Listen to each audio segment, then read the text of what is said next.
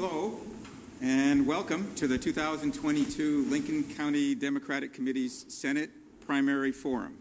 I'm Chris Johnson, Chair of the Lincoln County Democratic Committee. We're excited to hear tonight from David Levesque of Newcastle and Cameron Rennie of Bristol, who are Democratic candidates for the June 14 primary for Maine Senate. It's District 13, and first, I'd like to recognize a few others. Tonight, you'll hear mostly from our Senate candidates, but you'll also hear from friends and neighbors who will be asking questions of our candidates and volunteers who will ask questions on behalf of those who couldn't be here tonight. And you'll hear from our moderators, Kelly Whitlock Burton, LCDC Vice Chair and Campaign Leader, and Howard Waxman, our Campaign Manager. In addition to Cameron and David, we have a number of other candidates in attendance who we'd like to recognize. Please stand when I call your name. Lincoln County Commissioner William Blodgett. Welcome.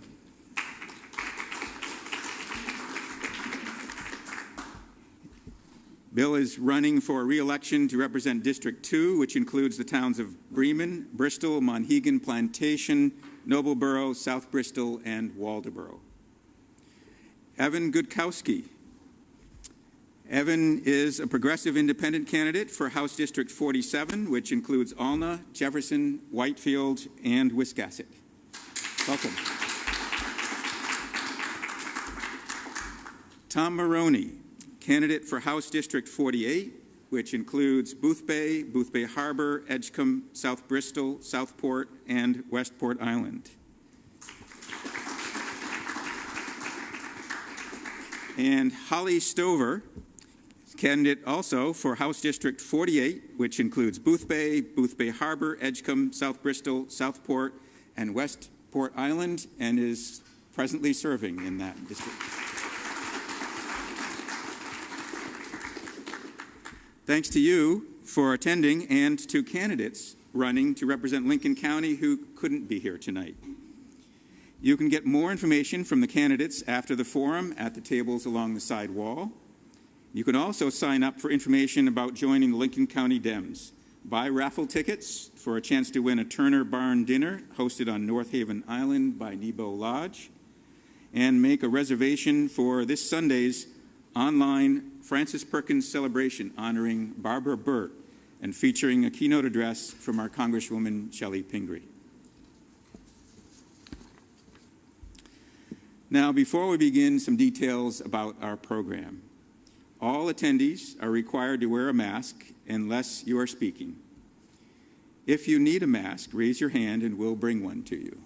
I see any? No. Excellent. Given how often they'll be speaking, our primary candidates will socially distance and remove their masks for the entirety of the program. LCTV is here tonight and is sharing the forum live to our website and Facebook page. And LCTV will also rebroadcast the forum next week. Check their website at lctv.org for the schedule. All the questions you hear tonight were submitted by residents in Senate District 13. Those who could join us tonight will ask their questions themselves. Our volunteers will ask questions for those who couldn't attend. The candidates received a list of topics in advance but have not seen the questions. When it is your time to ask a question, Kelly will call on you. Please step to the microphone, remove your mask, and ask your question. We will clean the microphone in between speakers. Right. Each candidate will have 3 minutes for an opening statement. By virtue of a coin toss, Cameron will go first. Candidates will then have 2 minutes to respond to each question. And closing remarks will be 3 minutes each, and we'll begin with David. And on to our program. Kelly?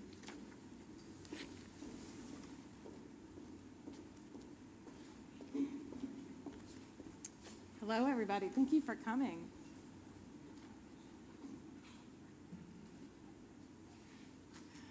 Thank you all for coming tonight. Really do appreciate it. Got off to a little bit of a late start, but I'm looking forward to tonight being just a wonderful program. So as Chris mentioned, we did a coin toss at the beginning to decide the order, and Cameron will be starting us off. So Cameron, you have 3 minutes to make your opening remarks. I'm excited to be here. Hi, everyone. I see a lot of familiar faces in here, but for those of you who don't know me, my name is Cameron Rennie. I currently live in my hometown of Bristol with my husband, Adam, and our 2 young kids. We have Georgie, who's 4, and little Leon, who's 2. I grew up in a working-class family, and my father unfortunately suffered from untreated mental illness as well as substance use disorder, so things were often pretty hard. However, I also grew up in a very strong community. And I remember growing up and feeling very loved and supported despite the hardships I may have had at home. And I think that really stuck with me. I know how big of a difference it can make when you give back to your community. And I started that very young. When I was just in high school, I co-founded a anti-tobacco education group with both classmates and local law enforcement. We would travel around and do little presentations at the elementary schools about the dangers of tobacco. This passion continued. When I was in college, I was studying, I was working, but I was also my college's liaison for the Teen Families in Need program at our local YWCA, which is an amazing organization you should look up, not right now, I only have 3 minutes.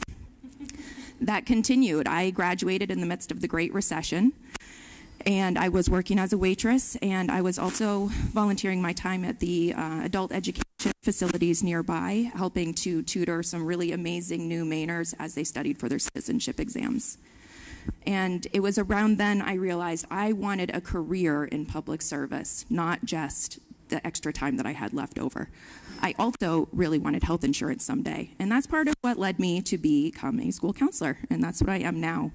I worked my way through my program, and I've been doing it ever since, and I love it. It's a great job. I love working with the kids, the families, the community organizations. I do the extras. I do clubs for kids. I do committee work. I help design policies and procedures, both at a school-wide and a district-wide level. I've given time to the Maine School Counselor Association. I've been president of the Maine School Counselor Association, advocating for our students and for my profession. I've also been really fortunate in my life to have not only a strong community, but a lot of strong women and role models, one of which was my grandmother. And she would often say, you have to give the community your time. It can't be delegated. You have to give the community your time, your effort, your work. And that's why I'm here. When I heard that Chloe Maxman was stepping down, I felt that was an opportunity to give my community my time, my effort, and my work. That's why I'm here now. Thank you, Cameron.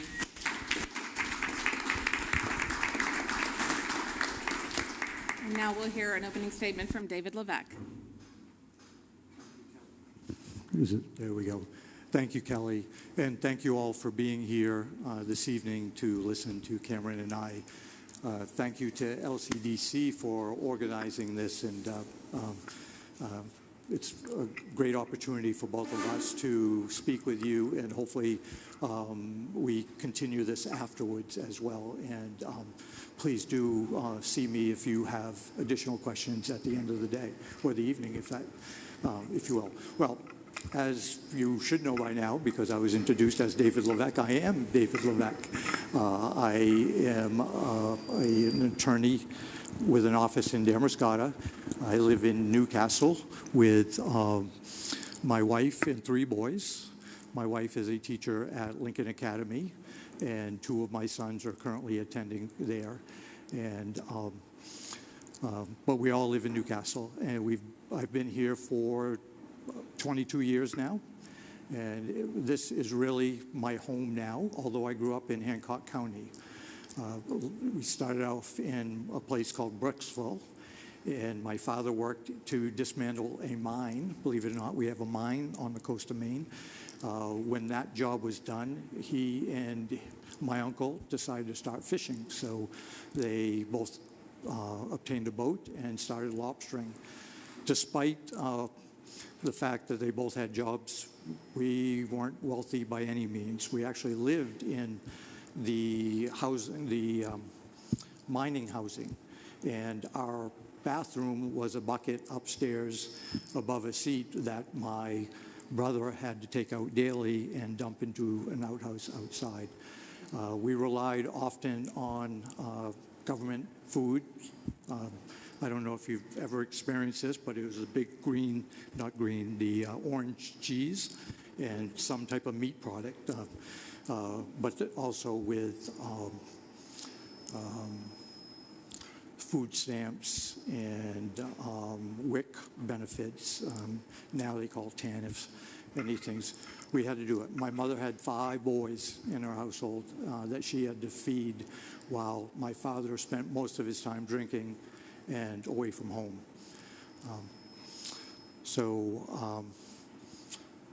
My mother tried hard. She worked hard.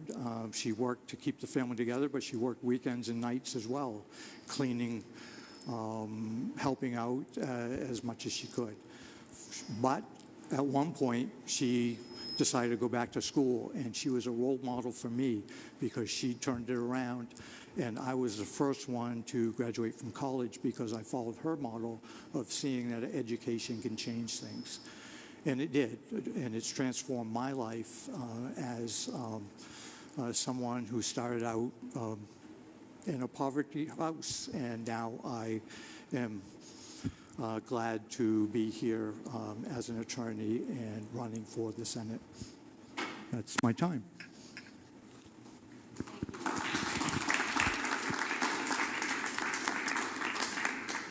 We have a lot of great questions that were submitted by voters in Senate District 13. So we're going to start. I'm going to ask the first question on behalf of our timekeeper, who's busy and can't get up here to ask it for herself. Anna Rydell of Wiscasset asks, what are your top 3 legislative priorities, and why do you think you'll be able to achieve them? Cameron, you will answer this question first.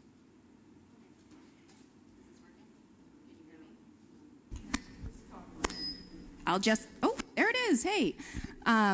My top 3 legislative priorities, the issues that I see as most important and most crucial to solve as soon as possible in our district are our affordable housing crisis, and it is a crisis. It is the lack of affordable and accessible health care universally, and it is the conservation, the environment, doing something about climate change. Affordable housing is not only an ethical issue, because I do firmly believe that everybody deserves a safe place to lay their head at night. It is an economic issue. We need places for people to live if we want to do something about the worker shortage. It is an ethical issue as well, because sometimes I work with families, right? I'm a school counselor, and I've worked with a number of families that have been in potentially unsafe situations, and there's literally nowhere else to move. That is a major problem. Affordable prescriptions, I think, are very important. Somebody very close to me needs some very expensive prescriptions on a regular basis in order just to stay alive. And I think that the drug prices that we have currently are predatory, and it's a major issue. Climate change is the last but not the least of our issues. We don't have decades to deal with this. We have years to deal with this. Everything about Maine is very dependent on our environment. We're talking agriculture, aquaculture, fisheries, tourism industry. Not only do we have a responsibility to the next generations to protect this planet, we also have a responsibility to provide them with the possibility of a life here and an economy here, and that is also dependent on the environment. I think I am the right person to try and solve these very important issues for a lot of reasons, but not least of which is communication, because what it really comes down to is working together in teams. David. Healthcare, the environment, and the awful problem we have with addiction and mental illness are my 3 top priorities. I think I can make great headways in that because I'm a proven leader. I'm the president of the former president of the Lincoln County Bar Association, former president of the Maine State Bar Association, president of the Damariscotta Chamber of Commerce. When I am involved, I take leadership roles and I take it seriously. And I have to take healthcare seriously. Everyone needs to have access to affordable healthcare. It's a serious problem if we don't. The environment is affected every day by everything we do, and the evidence of climate change is real. Science tells us that, and we need to do something about it. Lastly, I lost a cousin due to an overdose death over the last year. He is one of the 636 people who have died due to an overdose. We need to do something about this, and I'm willing and motivated to do something about it. I believe I have the skills to do it, and I hope that you agree with me about that. So, thank you. The next question that we'll take will come from Jim Hatch of Bristol. Jim, if you'd like to step to the microphone over here. Yes, right over there, and ask your question. And David, you will go first this time.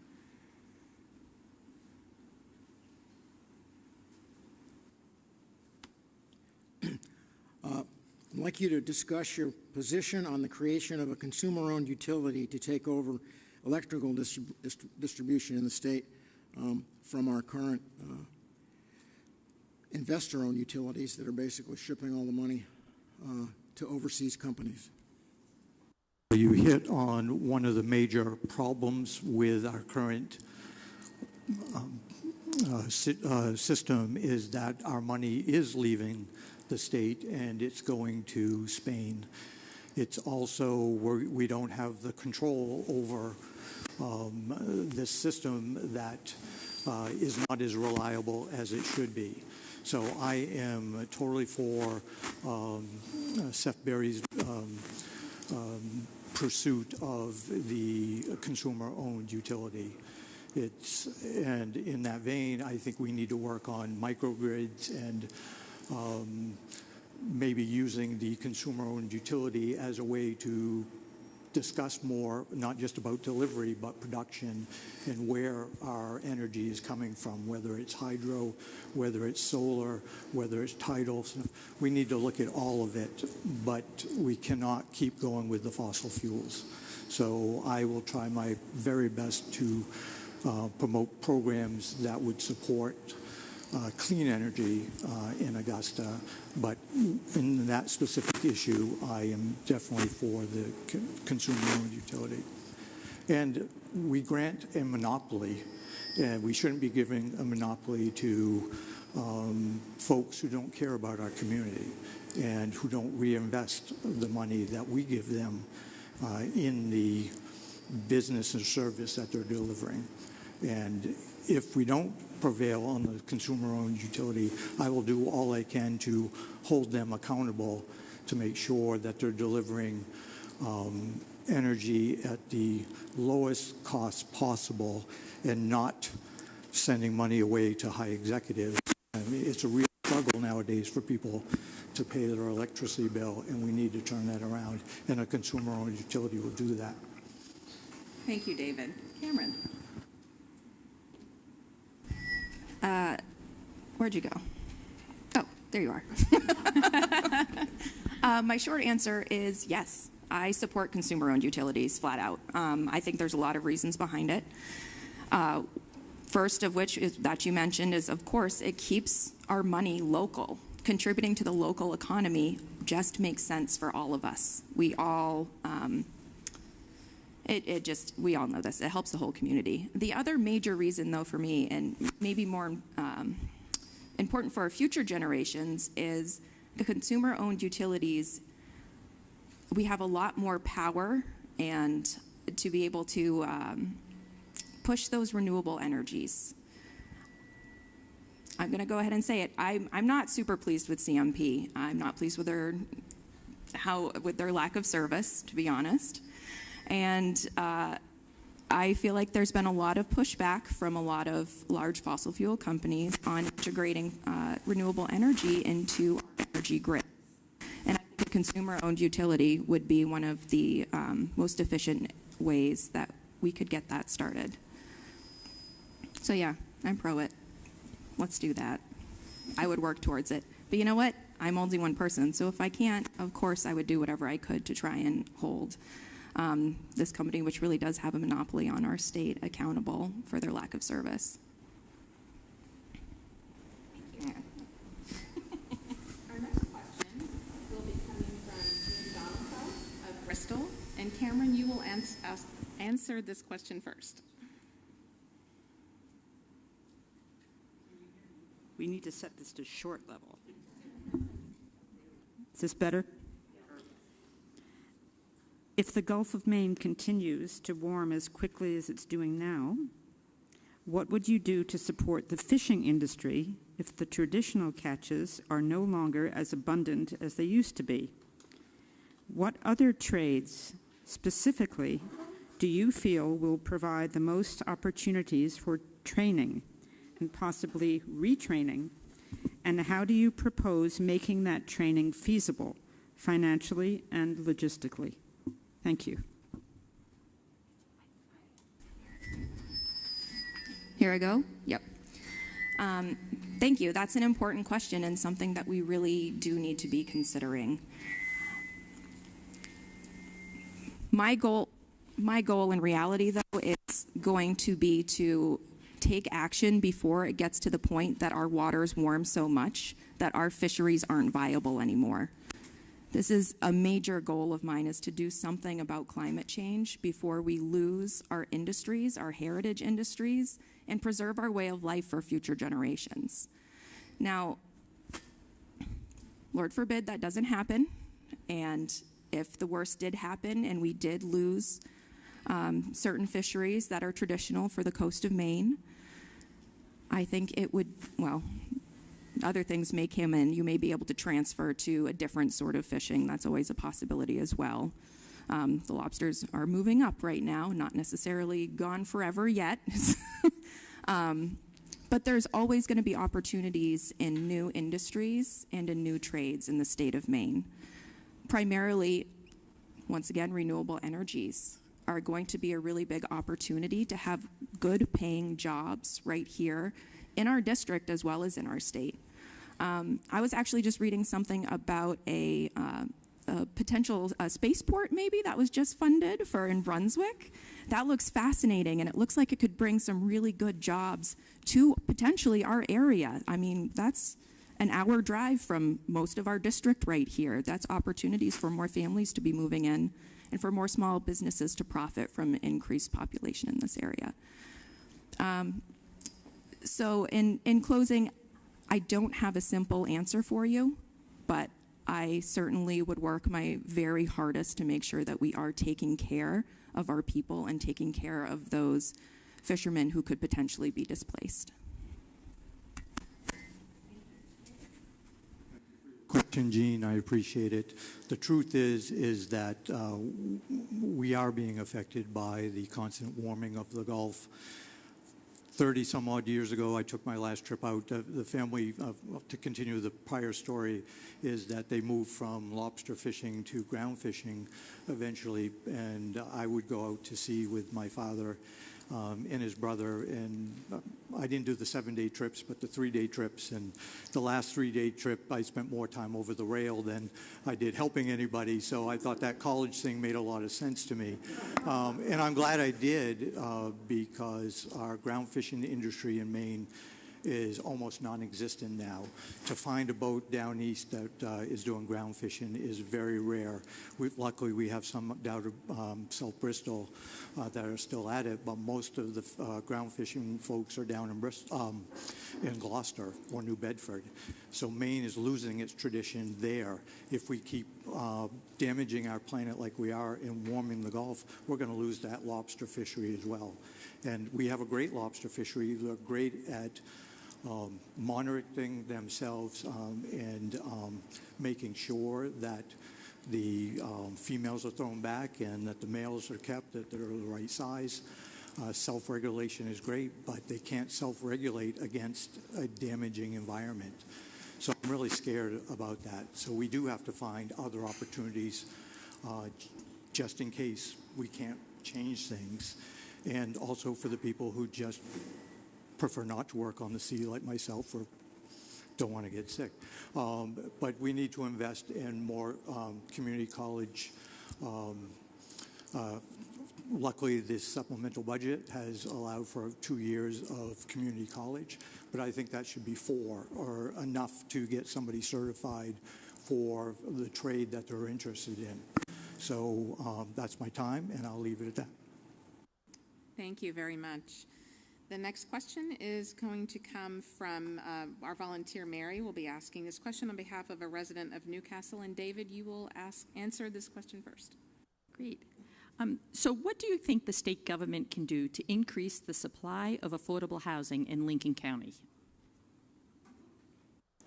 Well, Mary, thank you for asking the question, especially since it's somebody from Newcastle, and I'm from Newcastle, and I serve on the Newcastle Select Board. And one thing we did recently is to waive permit fees for people who want to add an accessory dwelling to their property as a first step towards doing something, heading us towards more affordable housing. It is a huge problem here. We could solve the labor issues. We could solve the demographic lopsidedness of the county if we had places for families to live. We can bring people here. We need places for them to live. And it is very expensive. And I, in my practice, I do real estate law, and most of the people buying are people with means, and people without means or young families starting can't be here. They can't afford it. So we need to find local solutions. The state tried it, and it seems like a one-size-fits-all remedy for the state. I don't think it's the best one. I think we need to really work locally, like Newcastle is starting. Newcastle's formed a task force to look into those issues and see what more we can do beyond just waiving some permit fees. But we need to do it, and I'm going to fight for it. As I mentioned before, I have started out in very, very substandard housing. And if that's the only thing you can afford, that's not the way to live, and we shouldn't allow it as a society. Thank you. Thank you. Cameron. Yeah, affordable housing. It's one of my big 3. And when I say this is a crisis in this area. This isn't just people who want to move here, can't find a place to live. This is people who have lived here who are losing their homes because maybe they're renting and their apartment building has been sold or their home has been sold, and they have nowhere else in this community that they can live. This is people who have grown up here who want to stay in their community and work in their community, and they cannot afford any of the small amount of housing options that are available.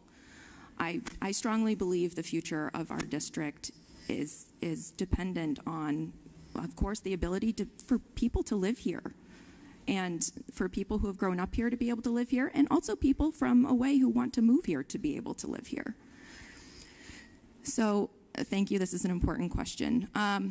Affordable housing. It was mentioned before that actually the legislature did just pass the bill, I believe, that allows for a duplex to be built on a single family lot. And in, I want to say, rapid growth areas, you can even do a 4-unit. And it also allows for everybody across the state, if they want to be able to build an ADU, an accessory dwelling unit, on their own property. I think this is something. I don't think it's perfect, but I think it's something. I know there are certain communities that really worry about things like septic or water issues that could be affected by this bill.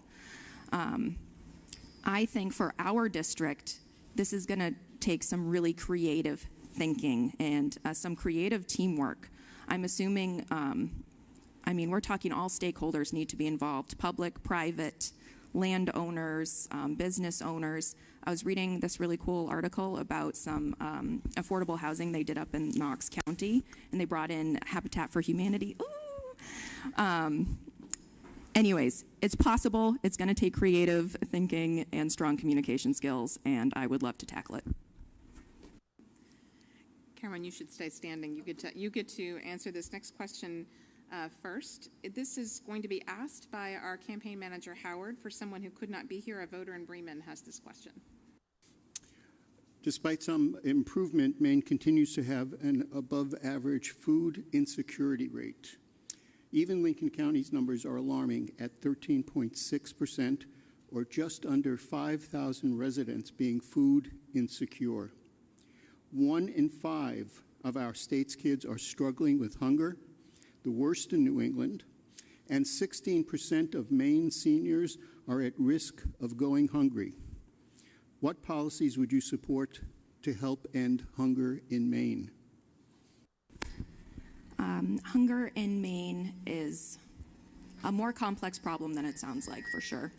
The policies I would recommend, well, first of all, I believe the legislature also just passed a bill that is going to continue doing free hot lunches and breakfasts for all students in the state, which is, thank you, that's a start. I believe they are also going to, there was a study done to provide a roadmap to end hunger by the year 2030 in the state of Maine, and I believe they just voted to try and follow that roadmap as closely as possible as well. Because when it comes down to it, hunger is a symptom, it is not the root cause. The root cause is people that are unable to afford to live here, to afford the basic necessities of what they need. So until we are able to combat poverty, or lack of well-paying jobs, or lack of affordable housing, we have to treat the symptom. And I think the way to do that is to fund the amazing organizations that are already working. We have pantries throughout this district. They're doing wonderful work. Meals on Wheels is delivering all kinds of meals to our food insecure elderly as well. We just need to give people the money they need to do the good work that they're doing, and then try and attack the root causes as well we can with policies that have been laid out for us. Cameron. David. That anybody goes hungry, not only in this state, but in this country, the richest country in the world, the best farming there is. Nobody should go hungry. Nobody should have to choose rent over meals or medicine over meals. We need to do something about it, and it's not just food pantries. It is a commitment that the state has for 2030 to eradicate hunger there, and it's more than food pantries. It's making sure people have jobs at a livable wage, making sure they have housing, making sure they have opportunity. That's what's going to change it, but we do need to have the stopgap measures, and certainly Good Shepherd is out there serving, and the local churches are doing food pantries. That is helpful, and the school lunch program is terrific, but we have to really look, as Cameron has said, the root causes of it and change this. So I would support the ongoing initiative of the goal for 2030 to end hunger in this state. Thank you. Thank you. David, you'll answer this next question first. The voter who submitted this from Booth Bay was not able to be here, so our volunteer Jan's going to ask the question on their behalf. Good evening, Cameron and David. Here is your question. How have the challenges that you have met in your professional career prepared you for the new challenges that you might face as state senator? Thank you. That's well, I say I've taken a lot of black eyes as an attorney, luckily not physically, but mentally, because it's a challenging job. And when you pursue justice for clients against somebody else who believes they're pursuing justice for clients, there's obviously going to be disagreements and tough discussions, but oftentimes we come to a resolution particularly when we're gaining information from each other, we're listening to each other, we're not name-calling, we're trying to work through things. As an attorney, I believe I'm a problem solver first and foremost. And my job is to, and that's what I've always tried to do, is figure out how are we going to solve this problem. And I will take that way of looking at things to the legislature as well. Throughout my career, I've had the opportunity to actually testify to the legislature. I've testified in front of appropriations, in front of the Education Committee twice, in front of the Judiciary 5 times at least, on various nominations of judges. So I feel very comfortable by putting myself in those places, and I feel that I could bring what I've learned throughout my years and the way I approach things, and I would be effective as a legislator in Augusta. Thank you. Thank you, David. Cameron. How have the challenges you have met in your professional career prepared you for the new challenges you will face as a state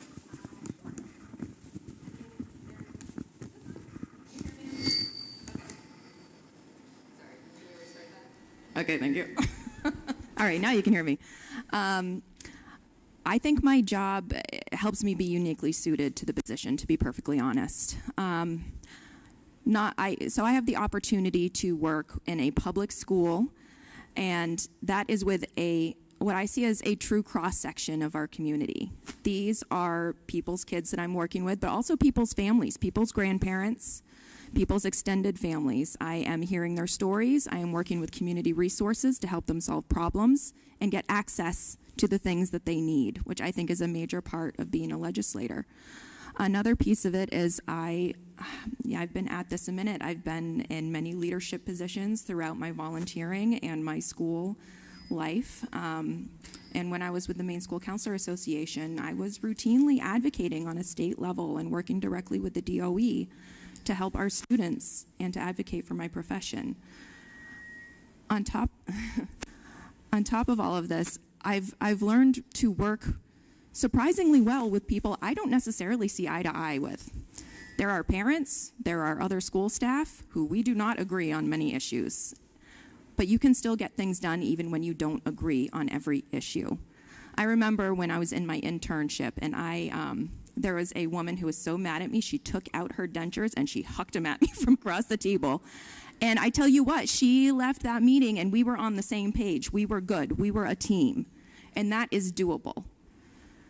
And I think that is a major part of what would help me be a very effective state senator, is my ability to work with people who I may not see eye to eye with, who I may not get along with, and who may disagree with everything about me, but we can often find a common goal in there somewhere. If your communication skills are strong, it can be done. The next question comes to us from a voter in Wiscasset, and I'm going to ask the question on their behalf. And Cameron, you will answer this question first. As a newly elected senator, would you be willing to bring the Pine Tree Amendment forward as a sponsor or co-sponsor? And if so, what kinds of actions would you take to build on what Senator Maxman and the advocacy team who worked on the efforts this year have already made? Yes. That is my flat answer. Absolutely 100% yes. I think the Pine Tree Amendment, maybe there's somebody out there in this room or watching who isn't sure what it is. That is a proposal for a constitutional amendment for the state of Maine's constitution that gives us the right to clean air and clean water in a clean environment. And I think that sounds like an amazing basis to start with to get us to where we need to be environmentally and to base our policy decisions off of. I would be happy and proud to sponsor or co-sponsor the Pine Tree Amendment. And I let them know that when I was at their last strategy session on Zoom just a few weeks ago. yeah, is that the whole question? Just if I'm, yeah, let's do it. David.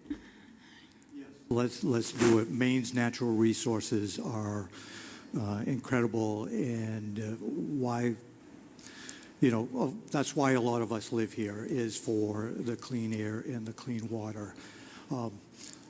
The Sunshine Movement brought this movement for constitutional amendments for clean air and clean water. Montana, New York, I believe Pennsylvania, they've all saw that is the way to go and way to commit their lives. And it's hard for me to believe that this amendment has not made it through in Maine because of what we have around us. So I would, yes, work very hard to get that Pine Tree Amendment into our Constitution, and that everything we do, we will be looking at that and saying, does it affect our right to breathe? Does it affect our right to clean water? If we've done that, we wouldn't have this mess with PFAS on very fertile farmland now has gone to waste. So it's not just a constitutional amendment, it's a way of thinking going forward, and we should be focused on that as we go forward. As other states, it used to be Maine, as Maine goes, so goes the nation. Well, let's get caught up to some of the nation and do what's right. Breathe well and enjoy the clean water. Thank you. Thank you, David. Sticking with the topic of the environment, I have a question that was submitted by a student at Lincoln Academy who has a test tomorrow and could not come today. This student also is not eligible to vote this year, but you will be representing them, and so they wanted me to ask this question, which I'm happy to do. David, you will answer this question first. What specific measures would you take to deal with pollution, such as trash and single-use plastic, et cetera, that is found in our district? Well, first of all, we have to find opportunities to repurpose the waste that we have. Maybe not first of all, because we used to be able to recycle much more plastic than what we're able to now. We need to find markets for the waste that we have. But maybe looking down the chain, we need to have less packaging. And I'm happy that we have the plastic bag prohibition. Thank you, Holly, for that. That has made a great leap forward. I don't see bags and trees as much anymore, but we have other waste that we need to figure out what to do with, and part of it is reducing it. So I think it's important that we're constantly talking about it. We're looking for ways to reduce it. We're putting the cost of waste of excess packaging on the manufacturers so that they're innovating and finding ways to reduce the waste as well. I do have to say that my kids went to Lincoln Academy, and I have my son here too, who can actually vote in this upcoming election. Although he's 17 now, he'll be 18 by the election.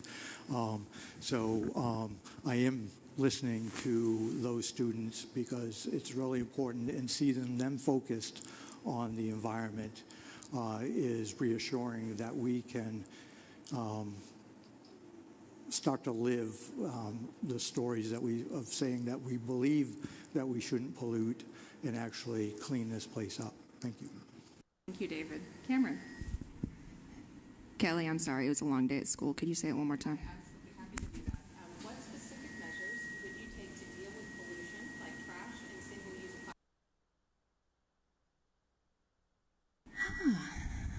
That's a good question. I love youths. And it's so important that they're engaged.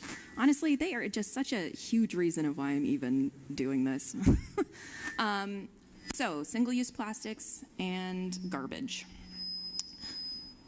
Yeah, I agree. I think a great first step was banning the use of single-use plastic bags in our district. I mean, and I appreciate unnamed local businesses who are willing to take that step before it was even mandated.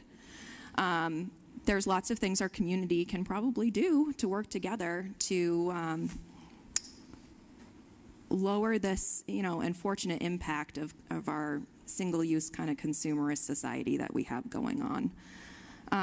I love the idea of actually being able to recycle things. I remember I was pretty disappointed when my local transfer station stopped taking a lot of certain plastics. And, geez, do they even do aluminum cans anymore? Yeah, they still do that. Either way, I remember my recycling bin went from usually being pretty full to I just can't do as much anymore. I don't have an immediate fix to it, though. That's something that I would take very seriously, and I would want to talk to the people who know more than I do and talk to all the stakeholders involved, and then try and make a thoughtful decision on something that we can do for our community in order to lower the impact of garbage. The next question, Cameron will answer this one first. It's a long question, so you can sit for a second. And it comes to us from Jeff Bates of South Bristol. As you are probably aware, Maine is the only state of the union that does not have a centralized public defender system. Instead, farming out indigent cases to private attorneys. The state is being sued by the ACLU of Maine, which claims that the lack of a public defender system creates one system of justice for the wealthy and another one for the poor. The Maine legislature last week allocated $1.24 million to fund the hiring of 5 public defenders for underserved areas of the state not covered by private attorneys. The funding includes no money for support staff. Do you think this bill goes far enough or is more needed? Sorry. I don't think it goes far enough. I do think more is needed. It is, I find it sad and a little shameful, honestly, that we don't have a public defender system for our citizens. I think it's a constitutional right to have somebody defend you. I think we've been doing the best that we can with what we have. And I know that I believe the state reimburses attorneys for, people aren't going without legal defense. They're still getting legal defense, but I do think that it makes sense for the state to have a public defender. Or a public defender's office. I think it's a good first step to make sure that people are covered, especially our poorest citizens who need representation in rural areas. We are a rural district. It is, I know in my job, as I am trying to help people locate resources, sometimes it can be very difficult just because of the lack of resources that we have in this area. So, I don't know. It's a great first step. I do think that we need more. David? Do need more, but it doesn't necessarily have to be public defenders. We've had a system in the state where attorneys have been called and volunteered to help the state honor its constitutional commitment and represent those,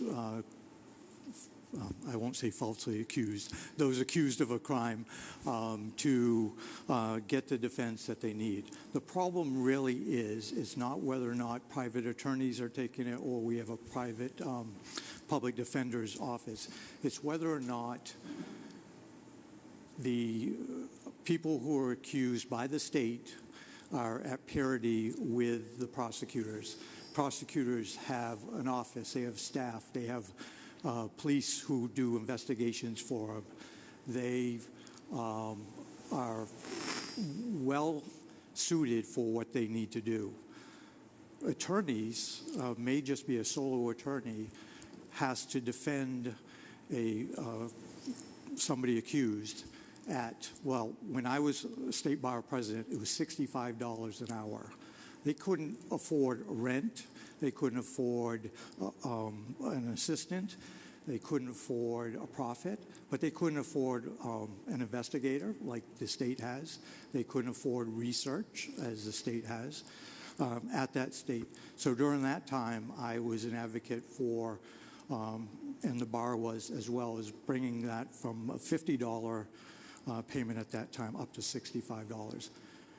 Currently, they're at 80. I don't know if the new bill brings them up to 100 like they wanted and need. Frankly, I think it should be 150 to be even close to be on parity with the state. And by the way, what the prosecutors are paid, you calculate in their benefits and their vacations as well. That's not calculated in what gets paid to attorneys. I'm told to stop, but this is a big issue, so I want to keep going. But there's more to do, Jeff. That's where I'd leave it at. Thank you. The next question is coming from a resident in Damariscotta. David, you will answer this question first, and our volunteer Mary is asking the question on that voter's behalf. A long question. A recent report by Maine's Permanent Commission on the Status of Women noted that 141 child care centers closed in Maine during their pandemic, and many more closed temporarily. The lack of affordable and available child care is hampering the ability of many women to return to work. What would you do to address the lack of affordable child care so that women can re-enter the workforce and provide for their families? Try to determine what is making child care so expensive. Right? And I think part of it is that we want quality people watching our children. Fortunately, we're not paying them as much as they're worth. And, but for somebody to go to a university, such as the University of Maine at Farmington, which has a superior early childhood education program, and I don't say that just because I was the chair of their Board of Visitors, but maybe, they're nationally recognized. And it's expensive to have a 4-year college education. And somebody leaving with debt from their university, it's hard to take a minimum wage job for to be a early childhood education specialist in a child care. That has to be passed along. The cost of that has to be passed along to parents. So I think that's one of the issues. I think there's a lot of regulations that may or may not be appropriate for all child care facilities, but that is a big cost. So identifying all of those costs and addressing those costs is what's going to be crucial to go forward. Denmark, Norway, those countries, the government pays for child care. We should actually think about doing something like that, because I don't see some of those cost factors changing. So maybe a government subsidy at the minimum would help, if not full payment like those countries do. There's models out there, it seems to work. Maybe we should try it. Thank you, David. Cameron.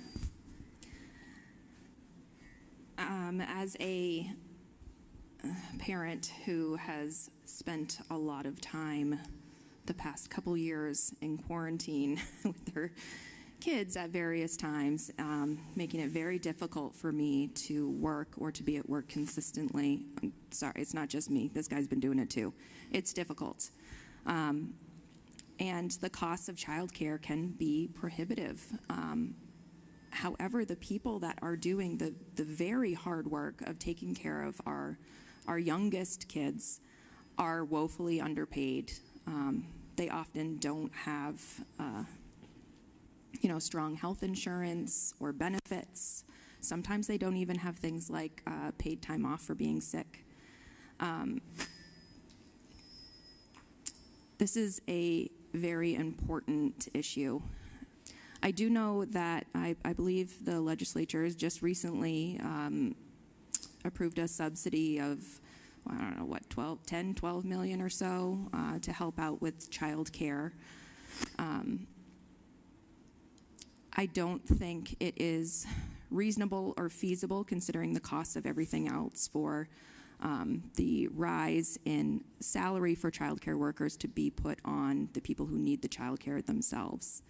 Because honestly, everything is so expensive as it is. But there's other things that the government could try or we could look into. I think even more subsidies is not unheard of. Maybe we could look into stronger tax credits for families who have to pay a lot for childcare, who have multiple children in childcare.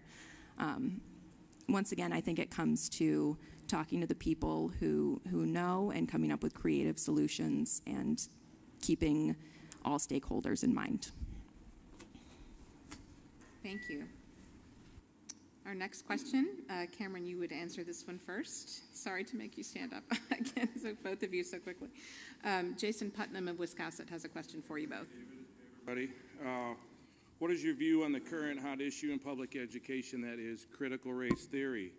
Is that the same thing as teaching an accurate history of our nation? Do you think parents have the right to vet or to approve what teachers tell their students? Critical race theory. It certainly is. I mean, I have watched the news, as I'm sure you all have, and seen very heated school board meetings that are honestly a little terrifying. I don't see this as a huge issue for District 13 in Maine. Our issues with education, I think, have to do with funding it and with supporting our families so our students have their very best chance at being successful in life. I will happily say I do think public education should always be teaching facts and should absolutely be historically accurate. But I think my focus as a state senator would be on improving life for the people in my community. And I don't see this as a huge issue for District 13 specifically. Thank you. David. So as we teach history, or as we teach, we should be true, factual, and present all views, all different points of views. But we need to recognize the biases that we bring, that teachers bring, that parents bring in that delivery. So I think instead of I hope it's not slanted in this community in any one particular way. I hope we recognize that when we do our teaching or presenting materials, there are biases. Somebody else may teach something a different way, which may, if we are aware of it, may make us do better. But I think, Jason, sort of what you're asking about, too, is local control. Is that important? And I believe it is important. However, the local control is to elect our school board members and to express to those school board members in a respectable manner our views. But then we turn it over to the school board members and they make decisions. If we don't like the decisions, there's a way to replace them later. But being disrespectful, hollering, shouting, that's not the way to get to the end result of education. And certainly if somebody really has a disagreement with the school system, we do have private schools if people can afford them. And there's some school choice, at least with the high school level there. But as far as the aspect of using the school boards and local control, I still think we should hold on to that a bit. Thank you. Thank you both. The next question comes from a voter in Newcastle. Howard's going to ask that question, and David, you would answer it first. Hello again. As you know, ranked choice voting can currently be used in all federal races, but can only be used in primary races at the state level. Ranked choice voting can't be used in general election races for governor or Maine legislature. Would you be willing to introduce and support a constitutional amendment to extend ranked choice voting to the governors and legislative races to be consistent with all the other ranked choice voting in Maine? I would. And I think, well, the way I look at it, and I've been thinking about this recently, is that a lot of people have fought wars and died to protect our right to vote.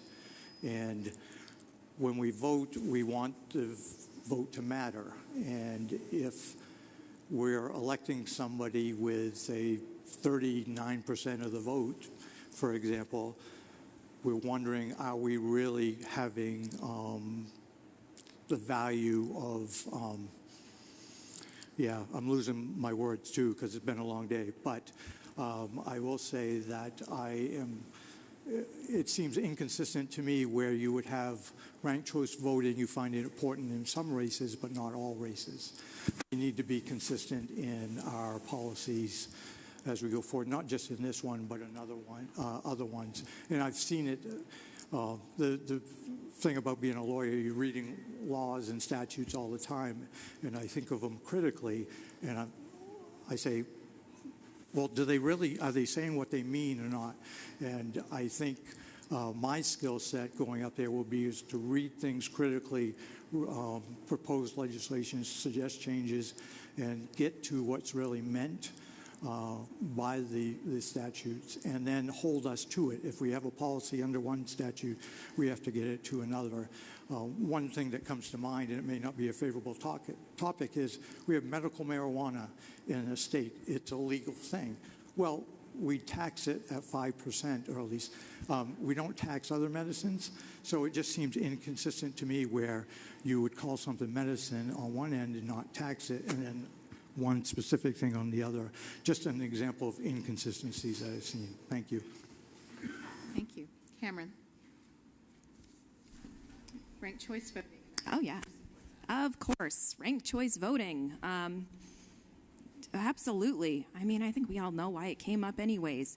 We're supposed to live in a democracy, and in a democracy, the person who gets the majority of the votes is supposed to be the one that then goes into public service. And I think ranked choice voting is a simple way to make that happen, and we're already doing it with our other elections, so why wouldn't we? Why wouldn't we carry that on and just do all of them that way? Geez, or at least a runoff, come on. Yeah, that's a very frustrating thing that even exists. Yeah, it's important. It's important for us to be able to have true representation. It's important to avoid minority, sort of maybe even fringe beliefs to become in power. I mean, look at the French election that just happened. Had they not had a runoff, we could have Marine Le Pen as the in charge of a European nation. There's just, I don't know, it's very clear to me. Hopefully I'm not just preaching to the choir, but. I promise you we're almost finished. We have just two more questions. This one comes from a voter in Waldoboro, not for me, although I am from Waldoboro, but I'm going to ask this question on their behalf. Cameron, you will answer this question first. Democrats have led the way in passing legislation that controls the cost of insulin and has been helpful in other drug categories, but there is still a long way to go to make prescriptions, such a critical component of health care, affordable to the majority of Mainers. What is your plan to help make pharmaceuticals affordable to all Maine consumers, especially those with low or fixed incomes? Pharmaceuticals are obviously a very important piece of health care. Especially, I mean, we are in one of the oldest counties and the oldest state in the nation, and people need prescriptions, and that should be available. Healthcare needs to be available and affordable and accessible to every single person. And it's not just prescriptions. We need substance use disorder treatment. We need mental illness treatment. I don't know who decided that our eyes and our teeth aren't part of regular health care, but that's ridiculous. Everybody deserves basic health care and access to the treatments and the prescriptions, the life-saving medications that they need. In my personal life, someone I care about, I've already mentioned this deeply, has to think about the cost of those prescriptions too much. People shouldn't have to make big life decisions based on whether they can afford or not afford the medications that do not cost that much to produce, mind you, if they can afford those or not. I've started rambling. They tried to do a bill this year that would cap the cost of medications based on, I believe, Canadian pricing. I was really hopeful about that for a while, but I think it was downgraded to they're going to turn it into a committee to research the possibility about pricing the cost of prescriptions at a Canadian level. I would do whatever I could do or needed to do or was able to do to fix that problem, though. Thank you, Cameron. David. I think we need to take care of our healthcare system. We really look at the healthcare system and see where money's going and why. How is it improving our health? It's more important to be talking with our physicians about outcomes and risks and not the financial cost or financial burden it's going to impose on us. If you make healthcare decisions based on financial considerations, you're defeated right from the beginning. You're not at the same level of everybody else. So your financial status should not dictate your health. We need to focus on that. As far as prescriptions, generally, I think we need to look at Canadian or bringing in mail prescriptions. I mean, there's many different things, but I worry that we're overprescribing things, because you watch the evening news and there's drug commercials after drug commercials. Are they necessary? I trust our providers are thinking the best for us, but I wonder if we're on too many meds anyways, and should look for alternative medicines that would help steer us away from this apparent dependence on drugs. Recently saw advertisings for drug takebacks that was happening around the state, and I just amazed to think of, like, you go in and you need some medicine, and instead of just giving you 2, they give you 30. You use 2 and they sit around in your drawer, and that's when it leads to problems if somebody just happens to take those without medical supervision later. So we need to focus, really, do we need all those prescriptions? Thank you. Thank you very much. Our last question for the evening comes from Pat Smith of Westport Island. And David, you will respond to this question first. First of all, thank you both for running. I would not want to be in your shoes. Thanks for stepping up. We need good people that are willing to do this. And I have discovered that a sense of humor is more important than ever in today's world. So who or what makes you laugh? Oh, what makes me laugh is delivering one of those good dad jokes to my boys, and they just cringe or whatever, and saying, that gets me. I have a stressful job, and I'm sure Cameron does too, and I just have to find humor throughout the day, or I would not be able to survive it. And whether it's the funniest offhand comment or anything, I look for it where I can. So I can't isolate what exactly gives me a chuckle, except for the boys. And when I get them on a good one or bust them on something, that's one of the toughest questions of the night. What makes me laugh? But, thank you. But this is a tough process, and it is, believe me not, difficulty to stand in front of this many judges instead of one, or a jury this big instead of a smaller one. But I believe I have to do it, because all too often I've said there ought to be a law for this, or this is written bad, we should do something about it. Then I realize I have the skills that I can do that. So why don't I get off my duff and do it? So I'm putting myself through this difficult process because of that. Thank you. Thank you, David. Cameron, what brings you laughter? All kinds of things. I'm really fortunate. My job is awesome. I get to teach kids from ages 4 all the way up through 14, and they are absurd. Embarrassing middle school students is hilarious. 5-year-olds are so bad at telling ages. It's amazing. I love it because in one day I'll go into a pre-K class and they'll ask me if I'm 23. And then I'll go into a kindergarten class and they'll ask me if I'm 65 because they cannot tell. They don't know anything. It's great. I actively seek humor in my life. Sometimes you just have to laugh because things can be kind of terrible. So my boys are hilarious. Little Georgie is on the autism spectrum, and he is obsessed with dinosaurs right now. So he enjoys being one and getting in his little inflatable T-Rex outfit and running around the house and chasing his brother. I thoroughly enjoy that. And dumb videos, dumb books by comedians like David Starris or Tina Fey or John Hodgman. Like, we got to get it where we can because life sure is short. Thank you both very much. We had a lot more questions than we had time to ask tonight. Thank you so much to everyone who did submit a question. If your question was submitted and you didn't get an answer tonight, I strongly encourage you to reach out to the candidates. I think, as you have seen, they're very available. They want to talk to voters. They want to hear from you. So please do reach out to both of them. We now will have closing remarks. And David, I believe that you will deliver the closing remarks first. You have 3 minutes.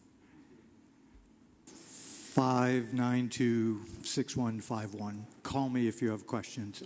I don't want anybody to feel that they weren't fully informed when they cast a vote in June. You know, I've been out knocking on a lot of doors, and I've realized 2 things very quickly. First, I believe all the demographic statistics that I've seen because we have a lot of older folks in this county. The second one is a realization that is sort of sad, is I've asked the people what are their concerns, and they just are scared and do not want to get the Republicans back into office. We have had control of the House and the Senate and the executive branch for the last couple of years. We can't lose that. They say we cannot go backwards on our successes. You know, the legislature was commanded to cover 55% of the school education. Finally, it's being done. Revenue sharing, 5%. We were going over our first glance at the budget yesterday in Newcastle, and fortunately enough, that revenue sharing has helped make a really problem situation alleviated because of that sharing. The way we talk among ourselves, the derisiveness that we've seen with the former governor and our former chief executive, people are scared that that's going to come back and we're just going to fight these culture wars over and over again and not pull out of it. I asked them if they can see some hope. I told them I see some hope because I want to go up there. I want to speak with everybody in a very respectful way, but find the common things that we're all looking for and work towards that in a way, without name calling, without pushing or shoving. Not that I've seen any of that, but January 6th seems to think that we would lead that way. And I'm hoping that we can turn this around, that we can continue on, increase healthcare access, and continue on the good work that has been done over the last couple of years. So please do contact me if you have questions. The campaign's still always looking for help, so use that number to call and say you want to volunteer. And I look forward to seeing what is the future for this district. Thank you. Thank you, Cameron. Thank you, David. It's been a long day for me, too. Cameron, please, your closing comments. Before I run out of time, I want to thank everybody here who came out tonight. That's a big deal. And everybody who is watching at home as well. A big thank you to the Lincoln County Dems as well as LCTV for providing this really wonderful opportunity. I really appreciate it. So closing thoughts. I care deeply about public service. I think it is very important, and I am both willing and able to work to be the very best possible state senator that I can be for this district. I am a hard worker. I am, generally speaking, a quick study, and I genuinely care about our home, about our community, and about our state. At my current job, I am literally the person teaching the lessons on communication, on empathy, and on problem solving.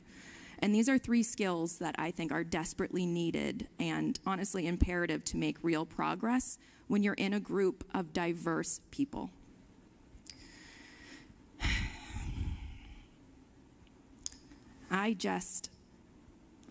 Public service is so important. You know the 3 things I care about the most, or I see as the most relevant currently. That's the affordable housing, the health care, obviously, and even more obviously, the climate.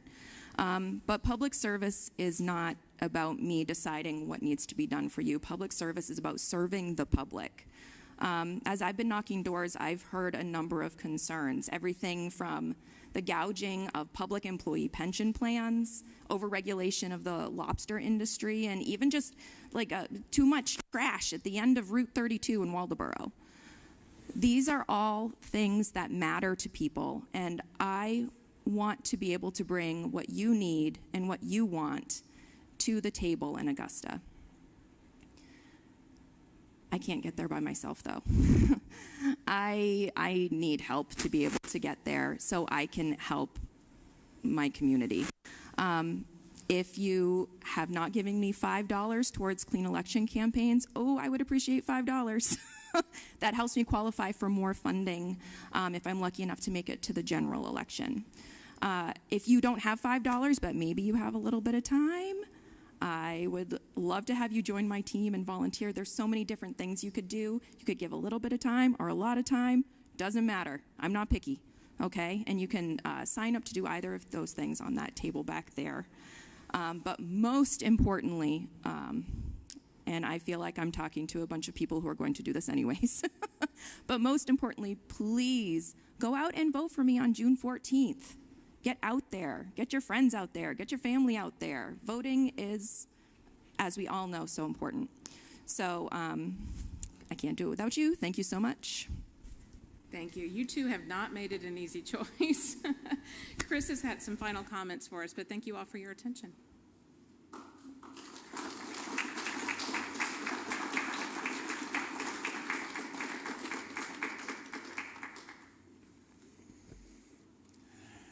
Good evening, folks. We'd like to thank Cameron and David for joining us tonight, offering such thoughtful answers, and for stepping up to take on this job. Running for public office is an enormous commitment of time and energy made not only by the candidates, but also by their families. We are grateful. Let us give them a round of applause.